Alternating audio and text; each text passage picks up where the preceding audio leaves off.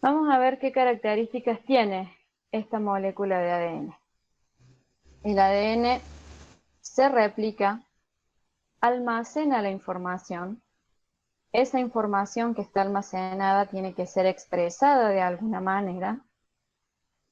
Y además, esa información puede variar por procesos de mutación, puede haber modificaciones en la información que está almacenada.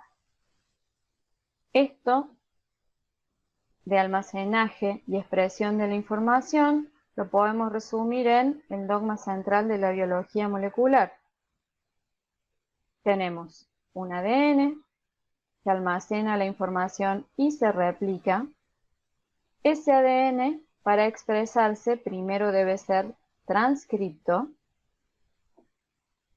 Y si ven, aquí indicamos también una transcripción inversa. ¿Esto a qué hace referencia? A los virus de ARNA, por ejemplo, cuyo material genético es el ARN, para poder replicarse dentro de la célula que infecta, primero debe pasar este ARN a ADN y luego sí utilizar toda la maquinaria de la célula infectada para multiplicarse. Y dentro del virus, su material genético puede también llegar a replicarse. En los eucariotes, luego de la replicación, la transcripción, necesitamos un último paso para lograr la expresión, que es la traducción. Ese ARN que se generó es traducido a proteína.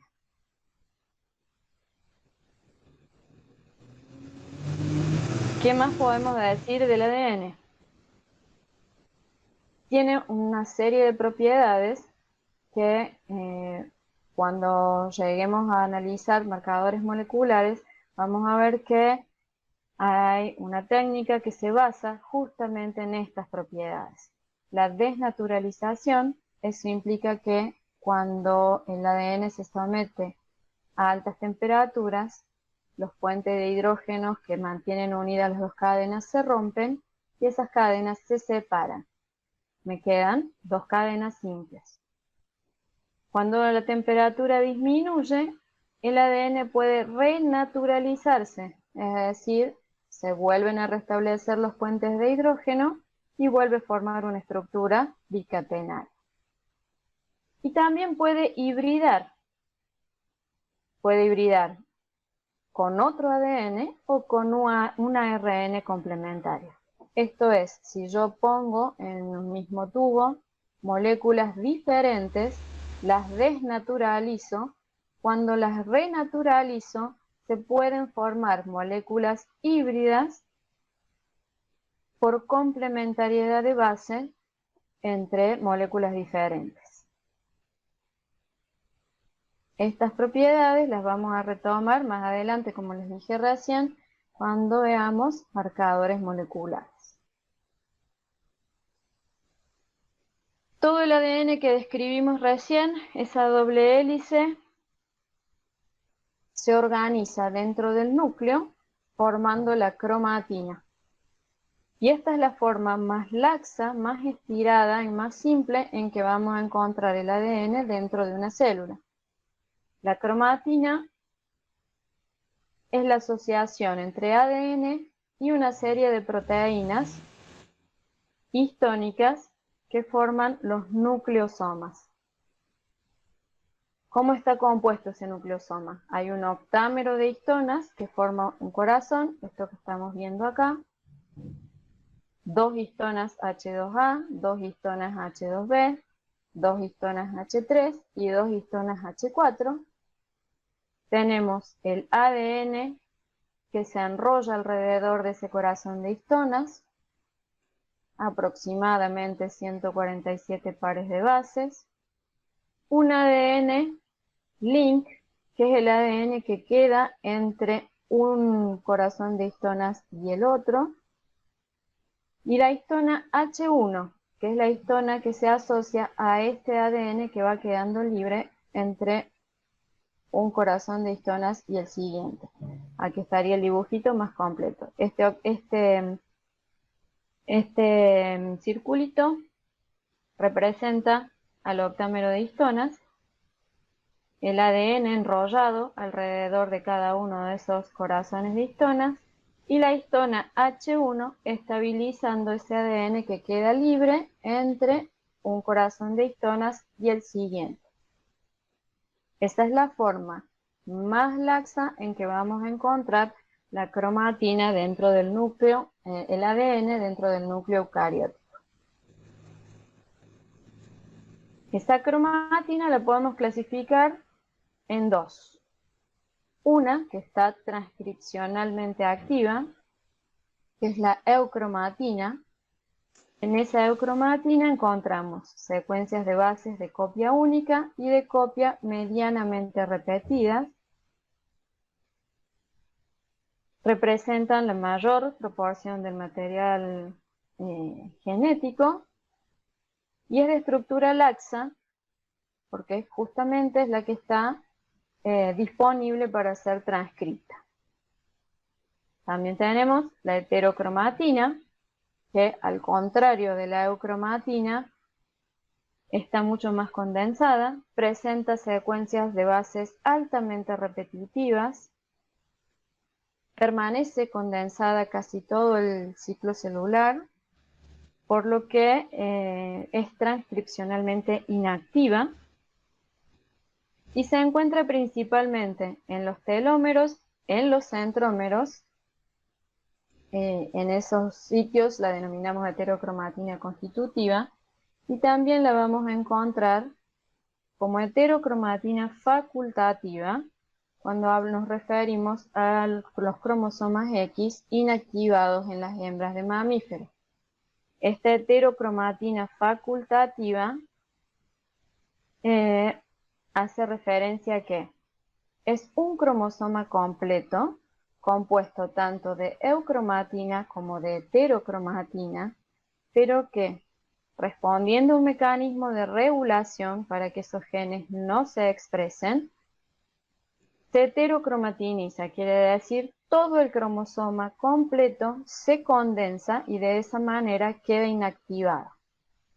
Esto lo vamos a volver a ver en un ratito cuando veamos regulación de la expresión génica. Entonces, dentro de esa molécula de ADN, esa cromatina, tengo las secuencias que se van a transcribir y las secuencias que no se van a transcribir. Si hay alguna pregunta hasta acá, No, todavía están. estamos acá todos atentos escuchándote. Ok, ok. ¿Va bien? Va bien, se entiende bien. Ok. Bueno, ahora, nosotros empezamos viendo la molécula de ADN desde acá, desde la secuencia de nucleótidos libres de cualquier proteína. Y vimos que en el núcleo se organizan en nucleosomas asociados con proteínas histónicas. Y esta es la forma más laxa en la que nos vamos a encontrar el ADN, la molécula asociada a proteínas histónicas. Luego, a lo largo del ciclo celular, si la célula se prepara para dividirse, este ADN, que está todo estirado en el núcleo, necesita empaquetarse para poder dividirse bien, para poder separar bien las moléculas de ADN, llegado el momento de la división celular. Entonces, esa cromatina, a medida que avance el ciclo celular, va a empezar a enrollarse sobre sí misma, formando estructuras de solenoides.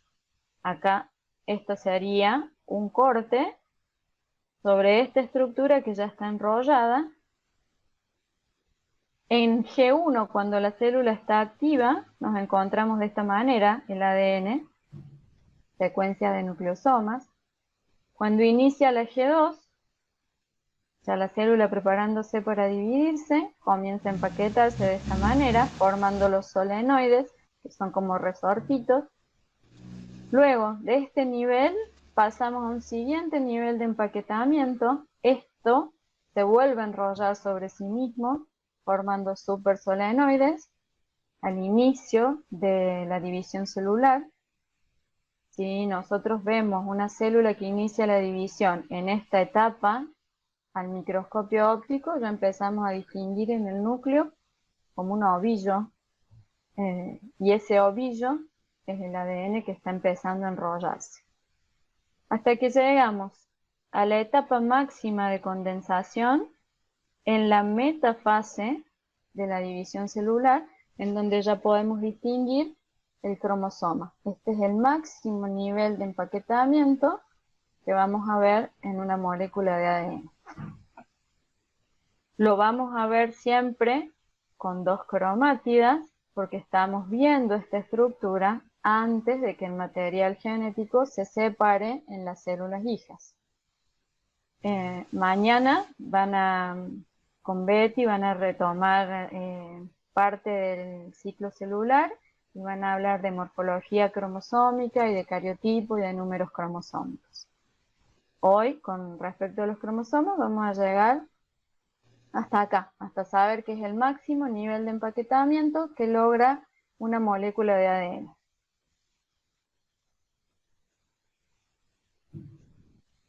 Y acá repasando ciclo celular, ¿qué es lo que pasa en cada una de esas etapas? En la fase G1, la célula está activa, sintetizando todo lo que necesita y preparándose también de alguna manera para la división celular. Si esa célula va a entrar en división celular, pasa a la etapa S, en donde lo que ocurre aquí es la replicación del material genético.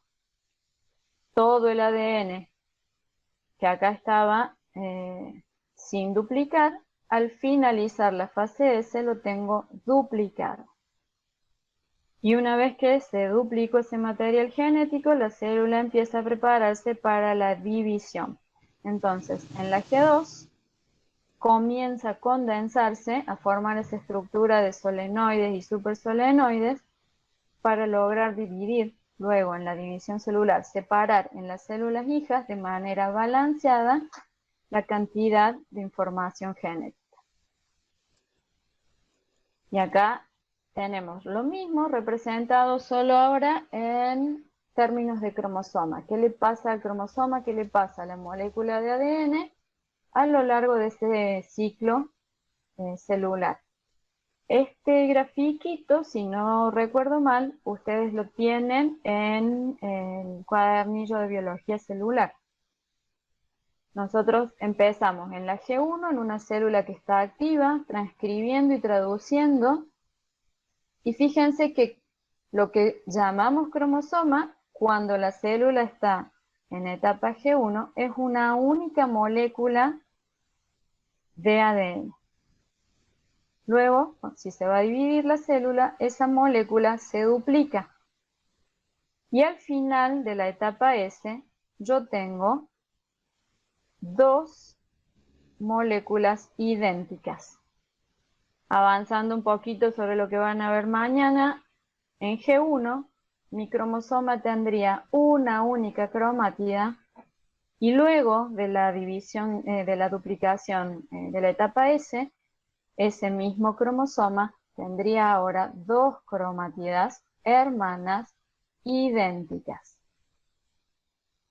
Cuando empieza el proceso de división, el material se va condensando cada vez más hasta que llegamos al máximo de condensación en la metafase, donde cada una de estas cromátidas es visible al microscopio óptico.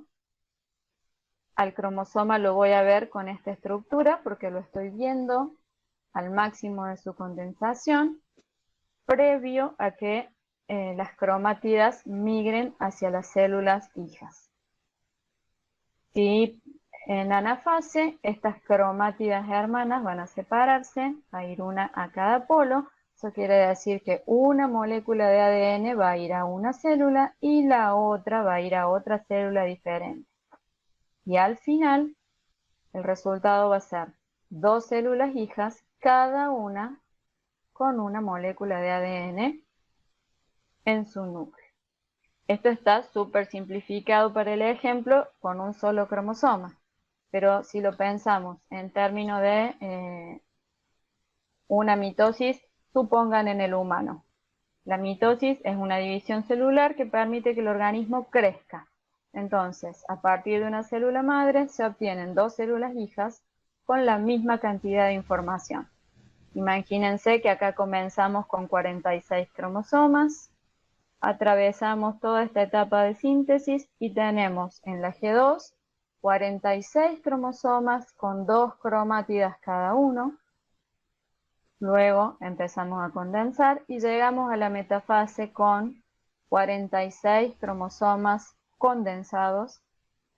En anafase se separan las cromátidas hermanas y terminamos con dos células hijas con 46 cromosomas cada una, y ahora nuevamente cada cromosoma tiene una sola cromátida.